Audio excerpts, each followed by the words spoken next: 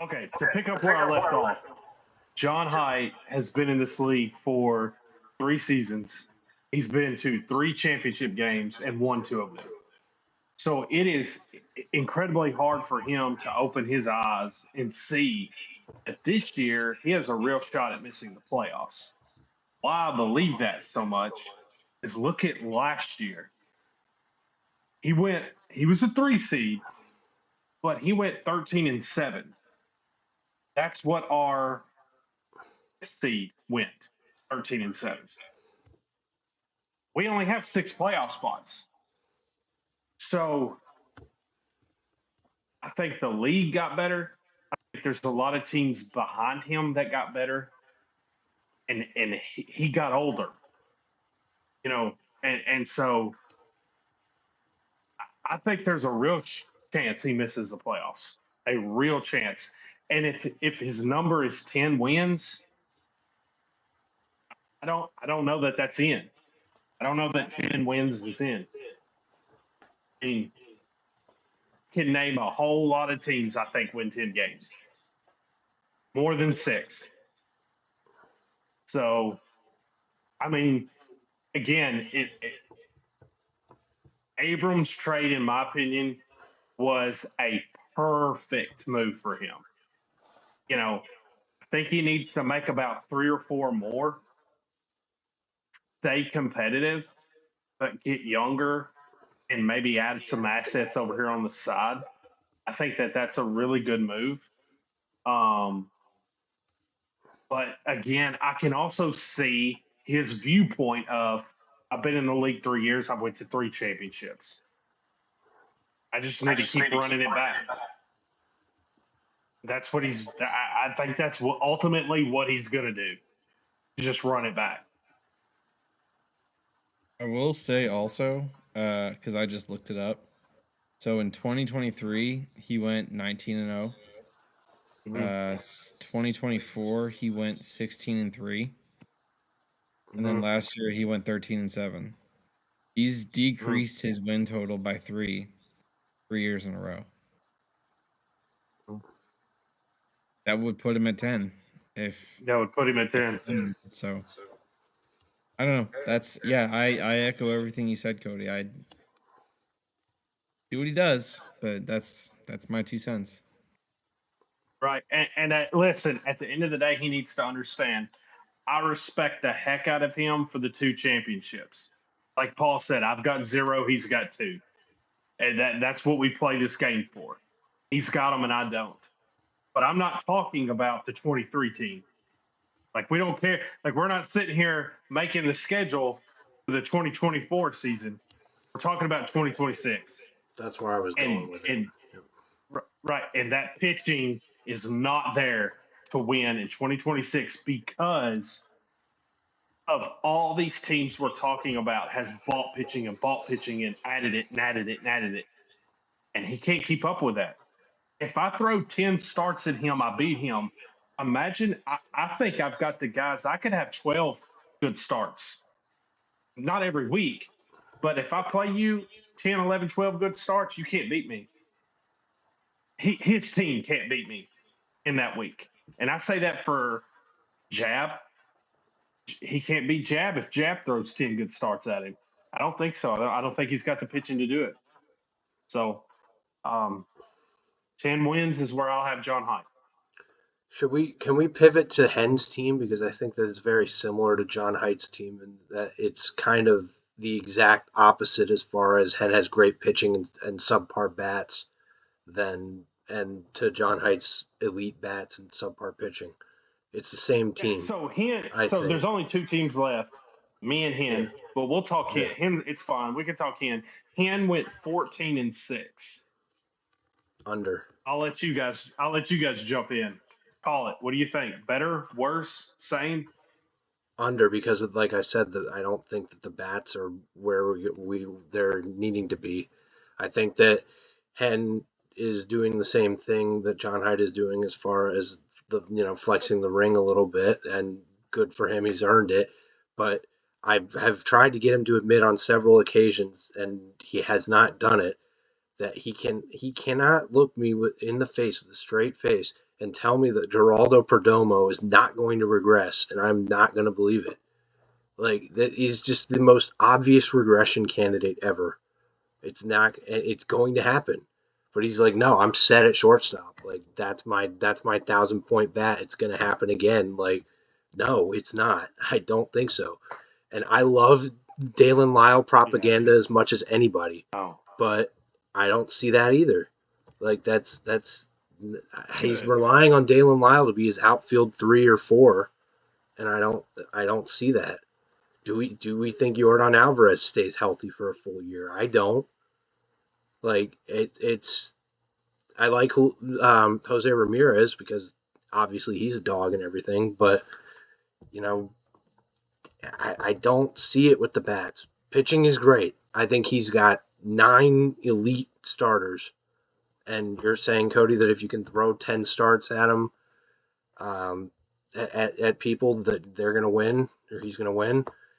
I think that it's a better spot than what John Haidt is in, because if anybody's capable of pulling off random performances, it's these bats, right?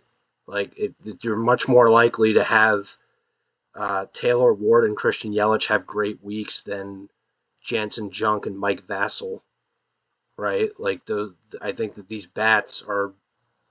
I mean, there are elite bats here too. Like I said with Ramirez, right? He's got Duran, he's got Matt Olson, but I don't think, like, as a collective, these bench bats, right? Salazar, Goldschmidt, Josh Bell, Miguel Andujar, Ernie Clement, Zach Cole, Darton Volsher. You could drop 7 of those guys and nobody would pick them up. Granted, Hen is over the roster limit because that's what he does in the offseason. He's got 34 guys right now, so he'll probably drop some of those guys anyway. But, like, I don't see it with the bats. But I think the pitching's elite, so it's the opposite of John Haidt. But he won, and I think that there's no question he's going to make the playoffs, though. We're talking about John Haidt as if he's a bubble team. I don't think Hen's a bubble team. I think Hen's firmly in. So that's where I go. But I think it's less than 14, like we said, about the whole league getting better. He'll probably win 12, and that's my bet. Paul, what do you think? I think 13. I'll say worse, but yeah, he's got a good team. He does. I appreciate everything there, Braxton, for sure. But his pitching is a lot better than John Haidt's, I think. Oh, that's what I mean. I think it's a lot better. And his bats are close. Like, because I was counting, he's got 5,000-point projected bats between Yordan, Korver, Duran, Olson, and Joe Ram. So that's 5. And then not counting Geraldo Perdomo. Perdomo's right there. Yeah, Perdomo's gonna regress. Like, he's not. What did he score last year? Like 1,200 or something ridiculous. 1173. 1173. Yeah. I will bet anything. I'll bet anything, literally anything, with Hen, that Perdomo goes under 1173 in 26. I think he goes under 1,000. It's a safe bet. He goes under 1,000. I think he probably goes under 1,000. Yeah. Probably, yeah. So I still think he's got good bats. You mentioned Yelich. You mentioned Ward. I like Lyle. I don't love Lyle. Like, people love Lyle. He's good. I think Raphael is underrated. Yeah, his bench kind of stinks outside of Yordan. But his pitching is way better. Like, Chris Sanchez, ace. Max Fried is an ace. He pitches like an ace. Luzardo's pretty much right there. Joe Ryan's gonna be the Twins' ace. Like, Ranger, we'll see how he does in Boston, But then you have Andrew Abbott on the bench. You have Zach Wheeler. I haven't even said him yet. Now, he's got an injury he's got to come back from. We'll see how it looks, but I'm not ready to just write him off as a 0. Clay Holmes will be fine. ECAB will be very interesting in Chicago. See how that goes. I think he'll be fine. I mean, he runs. Oh, we have to mention Ryan Weathers too, because every time we I'm- speak, we have to mention Ryan Weathers. Here's It's a the thing. That's 8 nights in a row now when we're on voice or a pod that his name's been brought up. Sorry. Here's the Had to thing with do it. Ryan Weathers. I like Ryan Weathers. I liked him when he was drafted. I've liked him. I liked him in San Diego. I liked him in Miami. I don't like him in New York. He's not going to do well in New York. I don't think. I think that's a sandbox of a stadium, and he's not the best at ground ball, air ball outs. So Yeah. I don't think he's going to do well. But I'm not saying he can't do well because that rotation's never healthy. So he's probably going to get opportunities. I mean, he runs 9 deep pitching wise, That's what I'm saying. He's got and he's 9 got great 5,000 pitchers. point bats. Like He'll be fine. he's right there with Cody, with Jab, with me, with whoever else. Like he's right there. I think that's my thought. I don't want to shit on Height or Hen as much as Braxton or whoever Height. I never whoever shit on is. him. I'm saying that like it's the Right. opposite I'm of not- John Height as far as pitching is better than hitting I don't mean to. substantially. I don't mean to say you shit on him. I mean Yeah. more mean. I think people are trying to call for his team's demise, and I think it's probably a year too early for that. That I agree with for sure. So Like- I think he's right back in it this year. I think 13. But again, there hasn't been a team yet that I've projected 14. I think me. Besides me, nobody else. So yeah, I think he's right there. Cody. Yeah, I'm gonna say 12 wins, and I really don't disagree with anything either of y'all said. I do not think the demise of the Beach Dogs is coming by any means yet. Um, I don't love the pitching as much as you guys do. Hold on one second. Sorry, I'm allergic to the bullshit. I don't love the pitching as much as you guys do. I agree with Christopher Sanchez, Joe Ryan, who's the other two at the top. Christopher Sanchez and Max Fried and Jesus Luzardo. I think he's really good there. I'm super skeptical of.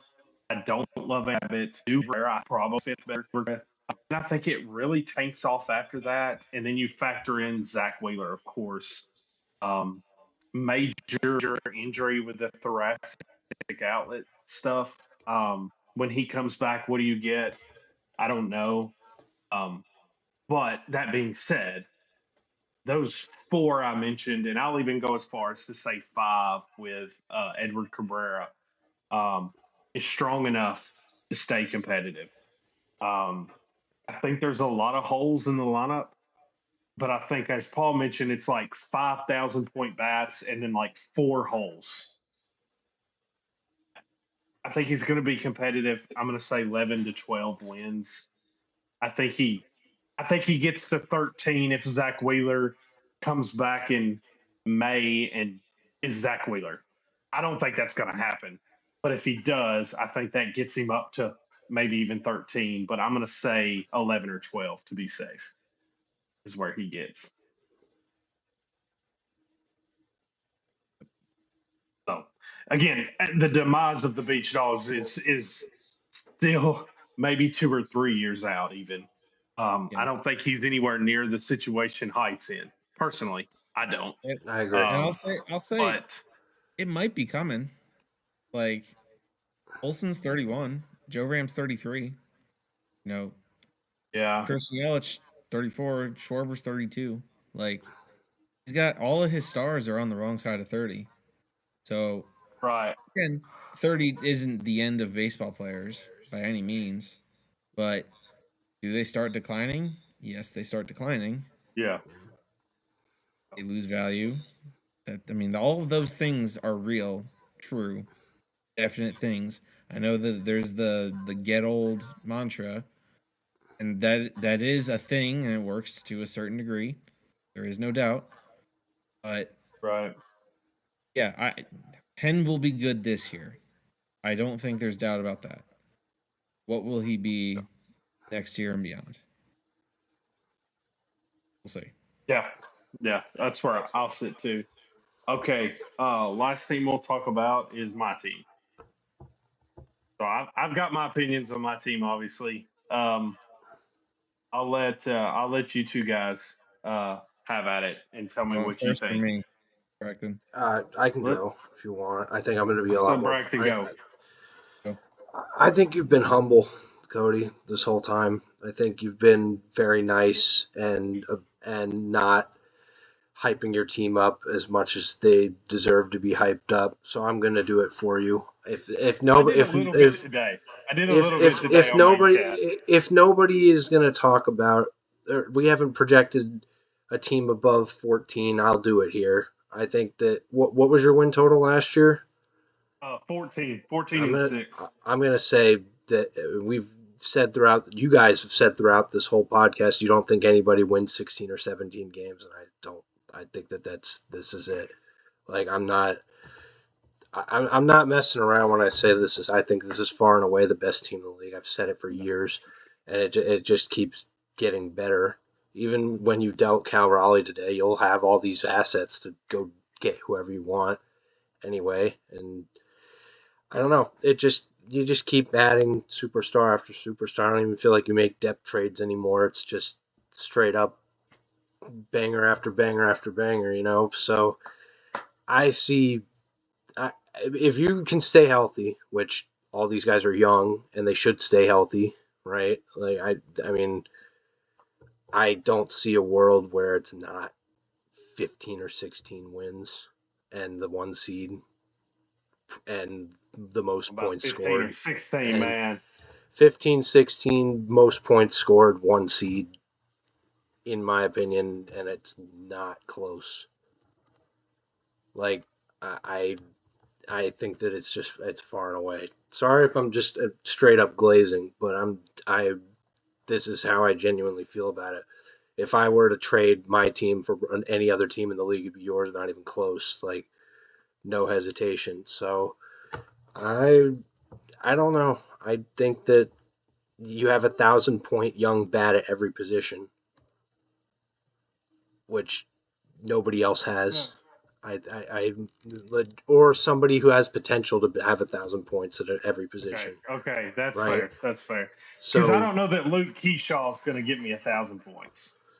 Oh yeah. no, hold on, wait. I was looking at. Okay, yeah, but he's the one potential. Okay, so we got Augustin's projected 820. You had Cal Raleigh, I forgot. So like that would have been 1,000. Yeah. Nick Hertz is 1,000. Camaro's 1,000. Witt's 1,000. Acuna's 1,000. Tatis 1,000. PCA, people think he regresses. I don't. I think he's 1,000. Soderstrom could improve. He could be 1,000. So we've talked about teams with 5. What did I just say? 6 or 7? 1, 2, 3, 4, 5, 6. Yeah, 6 or 7. And then we talked about the pitching. I think you lead the league in pitching points. You told me you were going to do it in PM. I think you do it. And you have 3 elite closers. Like I don't know what we're missing here, to be honest. Like bench pitching is Noah Cameron, Zach Gallen, Imanaga, G-Rod, and Schittler. That's 5. That's what 1, 2, 3, 4, 5. 5 guys that are better than some people's entire staffs. Like it's deep, and you have, like you said, 30 or 18 prospects to add whoever you want. Like I'm gonna give you your flowers here and say 16 wins and the 1 seed. So I think Paul will be a little more critical. But yeah. Paul's about to hammer my ass. Let's hear it, Paul. Hot Rods win 3 games this year. Yeah. Everything dies. Yeah, no, I wish Bragton didn't go that route. I was hoping he would go lower. 16 is what I had. There's no way I'm winning 16 games, guys. I'll break it down. You want me to break it down? You split with Yes. me. You split Okay. with me. You split with Hen. You lose Okay. you lose your match against Jab. Okay. And you find one other loss somewhere else, unexpected, like a smell or like a I don't know. Emmerich. Yeah, maybe an Emmerich. That's it. You're not losing anybody else. Look at this. I mean, I know you've seen this team. You built it.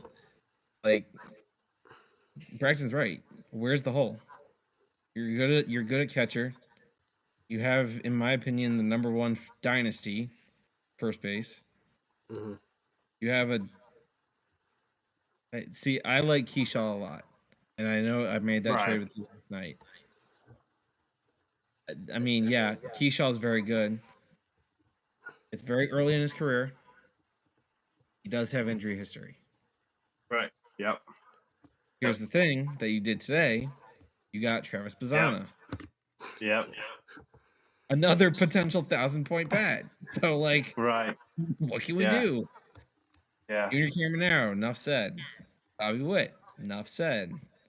Acuna and Tatis, enough said. I mean, PCA, I think he takes a small step back. It's not going to be big. He's still fast. Still can hit a bomb or two. Like, that's not going away. Your bench is fine. It's nothing crazy. Again, your prospects are nuts. Murakami. Yeah, you're going to have all these prospects come up and replace the bench guys we're questioning. Yeah. So Right. what? Yeah, that's the plan. Yeah. I mean, Harry Ford's fine. Lawler, I like Lawler. Rainer, I think he's number one this time next year. Beavers is fine. Ballesteros is fine. That's just your bats. Like your pitching is. I mean, Hunter Brown, Brian Wu, 2 top 5 guys. Right. You know, Gore, Strider, Williams, solid. You know, I'm trying to find the hole. There's no hole. There's just no hole. You know, like if there's a hole, it's your pitching depth. Mm-hmm. Like you lose 2 of your top 5, what do you do? Right. You gotta trade from your prospects. Yeah. That's it. Which I don't want to do. It. Yeah. That's literally it. Like I said it and it sparked a whole debate and controversy 3 weeks ago that everybody's playing for second. Or, you know, with all these super teams, and I was referring to you and Jab because you got Hunter Brown, Jab got Scooble from Nick when he made those trades. I tried. It made the 2 best teams better. I'm just putting it out there. So I think it's you and Jab and everyone else. So, and me. I'm gonna throw my name in there too. You, me, Jab, everyone else. Yeah, I want to explain because I really appreciate the fact that you brought up the Travis Bazzana addition after trading Bryce Terrain last night. Ended up pivoting to you to get Keyshaw and then trading for Bazzana today. Like that was a big piece to my puzzle there. Is I do like Keyshaw. I'm like you, Paul. I do think he can be really, really good. But I also recognize the fact that like there's injury concerns. He plays on the Twins. Fuck the Twins. You know, there's just a lot of things there that's like, So I went and got Bazzana. And I want to talk about the Raleigh trade for a minute. Why would a team that you guys think is top 1, 2, or 3 in the league trade a catcher that just hit 60 bombs last year? Well, it's the perfect time to do it. That's why. It's the perfect time to do it. I'm fully convinced he's not going to do that again this year. And I'm willing to bet no one would say that he is in the league. There was Not even like there. talk like, I think he hits 40, and and I that's think he hits still 40, insanely yeah. valuable as a catcher. Like, no doubt. super valuable. Yeah, for sure. But the way that I look at it, I think Raleigh is between a 900 and 1,000 point bat. Yeah. I got an 800 point bat, Travis Bazzana. I got Abner Uribe, who's way better than Jeff Hoffman. And then who did I get to? I got a fourth player. Augustin. Ballesteros, right? Ballesteros, yeah. So I'm looking at that from like a whole team angle. And I just don't think Cal Raleigh is so much better than Augustin that like it's really. I just think that that's a small number there at the end of the year if both players stay healthy. And getting Bazzana was huge for me with a weak spot at second base. So that was a big puzzle piece for me today. Um, I agree on the pitching depth. I love my guys down there, but I also recognize that G Rod hadn't thrown a baseball and not snapped his elbow in the last 4 years. So I don't know what I'm going to get out of him, if anything. I'll admit that. I love Imanaga as a depth arm. I think that's a awesome depth arm. I like that Zach Gallen signed in Arizona. They fixed him last year, so I think it's really good that he's there again. Um, Cam Schlitter, I think, is a dog. We'll see what happens with him. Young guy. I mean, I really like him, but yeah, again, injuries could hit my staff, and then I'm spiraling. But I do think I have added a farm system where I could go get a good pitcher or two if I needed to. I just don't want to. Like people can look at my farm system and see Dylan Beavers and think, "Oh, Cody doesn't care about Dylan Beavers." I very much care about Dylan Beavers. I want to call him up, and I want him to be like my fifth outfield utility bat. I don't want to have to trade him. Murakami is the same way. I want to call him up and use him. Um, who else do I have down there? Bryce Rayner. I'm not trading Bryce Rayner, dude. I don't care if my whole staff dies. Like, I'm keeping that dude. Wrong. You're gonna trade him to me. Yeah, but I really like where my team's at now. I do not think I win 16 games. I don't. I think I win 13 to 14 if I can stay healthy. I think 14-6, and I'm thrilled. That's where I think I am. But here's the thing with me, guys. I cannot win in the playoffs to save my life. So what does it fucking matter if I'm right? Yeah, the Lamar comps are coming out, dude. Yeah. And I deserve every freaking one of them, man. Yeah. I played in 3 fantasy baseball leagues last year. I won the championship in 2 of them, and here I didn't win a freaking. I lost round 1. Shout out Connor. Shout out Connor, man. And his team played great that week. That was the most frustrating fantasy week of baseball I've ever played in my life. I want to say that. Because my team played good. I didn't have a crappy week. Like, you know what I mean? I had a solid week. And he was adding literal herds from free agency. 25-point start, 30 point. I'm like, I didn't even know this guy existed. I remember he added one dude that was starting in Coors against like the Dodgers. And I was like, dude, this guy's going to go -20. Nah, it was like a 28-point start. Like, come on, man. I just, my luck, dude. It comes down to luck sometimes in this game. 1 week in September. That's it. I don't have it. I don't have luck on my side. So, but if you get the 1 seed, you can make your own luck and pick whoever you want, and if you lose, it's on you. Like you don't even get the draw of a Connor guaranteed. Like you can pick that. That's what is really going to make this all interesting. We didn't really even, I mean, we mentioned it some, but the late season rewards that striving for the 1 seed can bring is Right. something that's going to greatly impact the trade deadline and a lot of these matchups and managerial decisions down the stretch here. So I don't know. I think But it's let me say this though. Look at last year. I finished 14-6. The Hen finished 14-6. Because of the tiebreaker, he got the 1 seed. I got the 2 seed. So he got the bye, and I had to play. And I played Connor, and he nearly scored 700 points and kicked my ass out. Then the next week he plays Hen, who could have been me if I won that tiebreaker. He plays Hen and scores 400 points, and Hen goes to the championship game. So, and I'm not saying. I'll say this too, real quick. Sorry.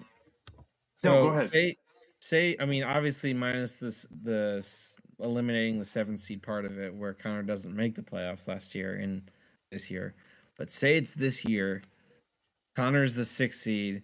You're the 3 seed, Cody. I mean, similar team rostering and all that. And you have your choice of who you're playing between me, now Emmerich, and Connor. Who are you picking? Connor. Exactly, and it happens again. Yeah. Like I'm just, I mean, and we made this rule for a reason, and it's in part that reason last year of what happened. Of you have a great season, and you want to try your best to move on and advance, but like I mean, and it could still it can still happen where you get. I mean, I'm not going to make it a verb, but you get cornered where Right. it's you roster position to position, your team is better, but you still end up losing, and it happens. Right. Yeah. I mean, I just wanted to make sure that was pointed out. Of it's just backing what you said. Of yeah, exactly. Like this all comes down to 1 week in September. No matter how we slice it, no matter how many games you win between April and August, September is where it's at. So, Yeah. And I am not confident when it comes to September. I don't know if I don't know what I do. I don't know if I just don't know how to manage a team for a week or what happens. But in terms of building my team for this year, I appreciate you guys saying there's no real holes because that's what I've tried to do. I've tried to just fill every hole as best I could so I didn't have any weakness or perceived weakness. Um, but also, I know what a season does to a team. There's guys that are going to get hurt, and it's kind of hard to have depth at every position. So I've tried to do my best. Even that trade I made with you to get Logan O'Hoppe, um, that didn't catch anybody's attention, but for me, like I like I like O'Hoppe, and if I need to use him as my catcher one, I will. Like I think that's okay. I'll survive with him as catcher one. So that just small trades like that I've tried to do, but 16 wins. That's a high mark, guys, in this league. There's a lot of good teams, man. no doubt. There's a lot of good teams.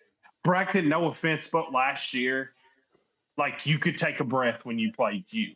No, I know. Because your team just wasn't in a No, I did what I wanted to do, and I got the number 1 pick, and I dealt it for who I wanted to deal it for. Yeah, I know, but I mean, got the value of it though. Yeah, I did what I wanted to do, and it was that fine. Team doesn't exist this year. No, I don't Who you think gonna it take does. a breath against? Tita?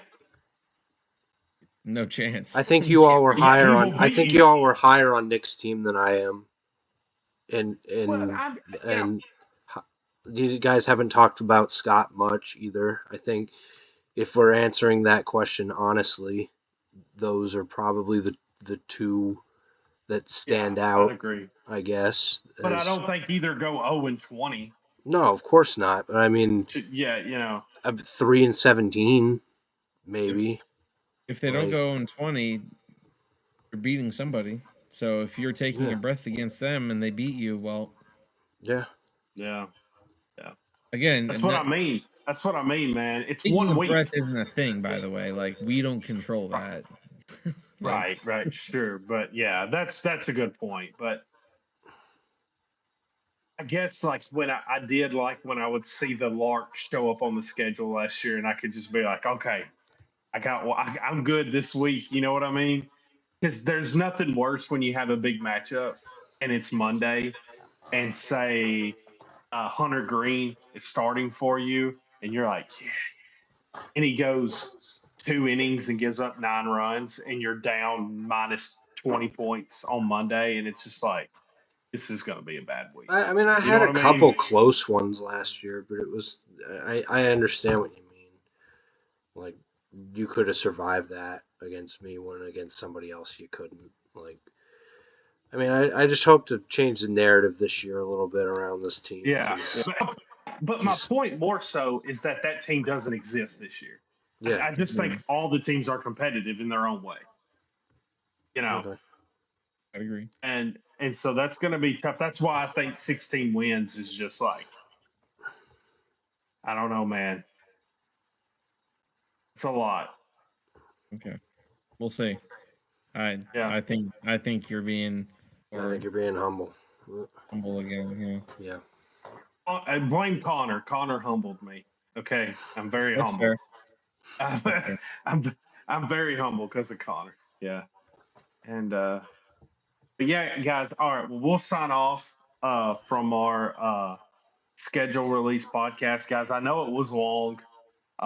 Actually, it's going to be split up into possibly 2 videos. Maybe Braxton can get it into one. It'll be 2 videos for sure. It'll be 2 videos. Okay. Yeah.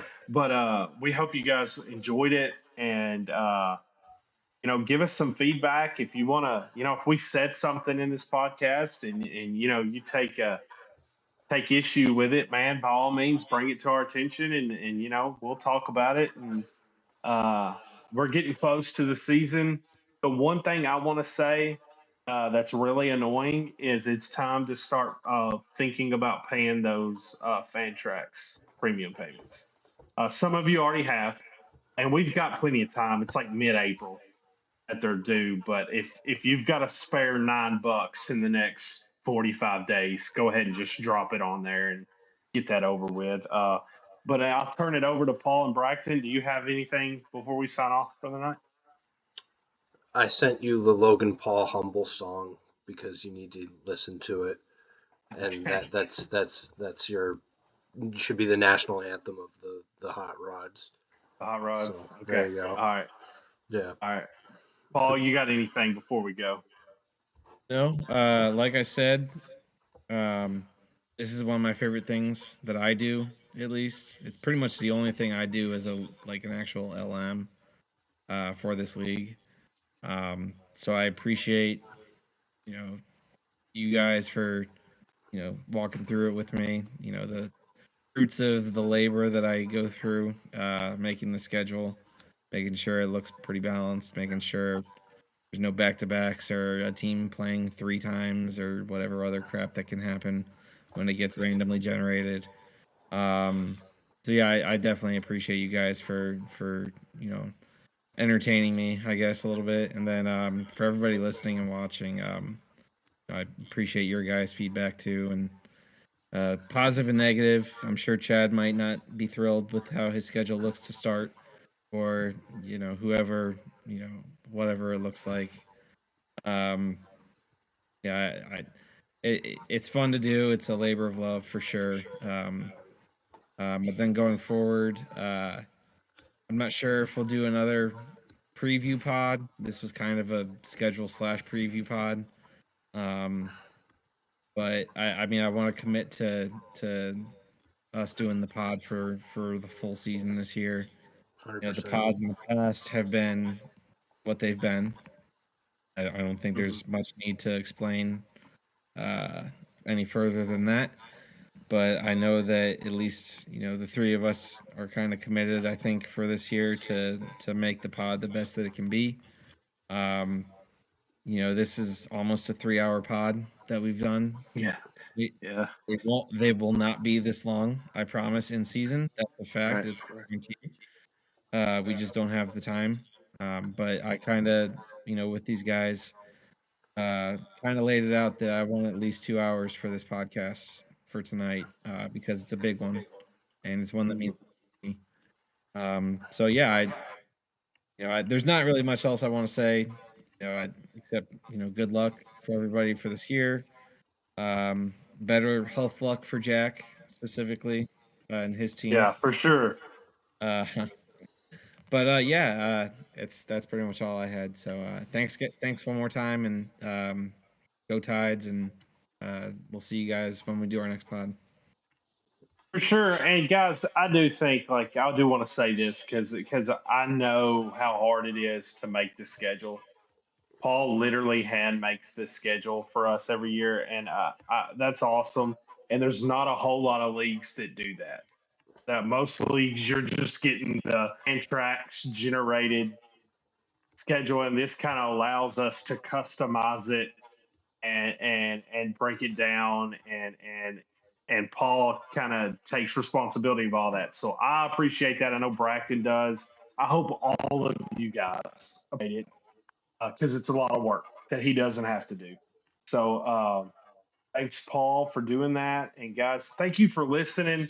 And like we said, man, any suggestions or anything that you want to throw our way, if we're annoying and you want us to go away, say that. If there's something you want us to talk about, I know that the three of us has discussed maybe doing the podcast a little differently this year than just Braxton played Paul won. Okay, next, we're going to try to do it a little different this year. I'm not sure exactly what that's going to look like yet, but we're excited about it, and we hope you guys are too. So we're going to sign off on the Schedule Release podcast. Y'all have a good night. Thanks for listening.